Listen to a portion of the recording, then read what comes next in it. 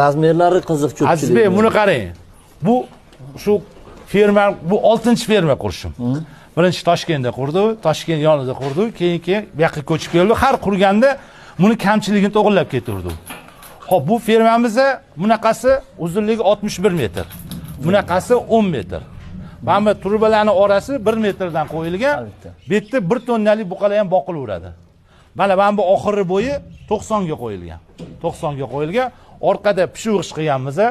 Betondan zax chiqadi. Ha, ko'pchilik mashina ham haligi beton har xil material qilib ko'rishyapti. Qilgan, buni betonlab turib, ustiga g'ish yotqizganmiz.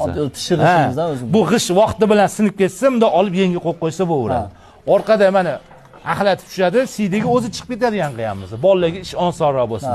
Orqada arava yuradigan joy qilib qo'ydik. Ham gazlanish kamroq bo'ladi. Shunaqa, buni keyin balandroq olganmiz. Yozda dimiqadi. Mol o'zidan qattiq suv chiqaradi.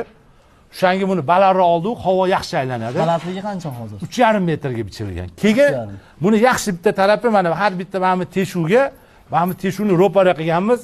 Yozda kirsangiz salqin bo'ladi, skvozniy bo'ladi. Televizor degan narsa. O'shanaqa, bu yerda gaz to'planib qoladi. O'sha gazni buzib tashlash kerak. Qo'shimchasiga mana bular yoqib qo'yiladi. Ha, ventilatorlar yoqib. Yozda mana ko'chadan kirganingizda salqinligi bilinadi. Mollarni endi semirtish, bo'rdoqi bo'lgandan keyin bularga yaxshi o'xot kerak. Yozda salqin joy kerak, qishda issiq joy kerak. Yem hashiy vaqtida berish kerak. Suvni ham shunaqa qilganmiz, suv o'zi naryoqdan knopkani bosadi, suvlar kelib, o'zi oqib chiqib ketadi. Agar buni shunaqa.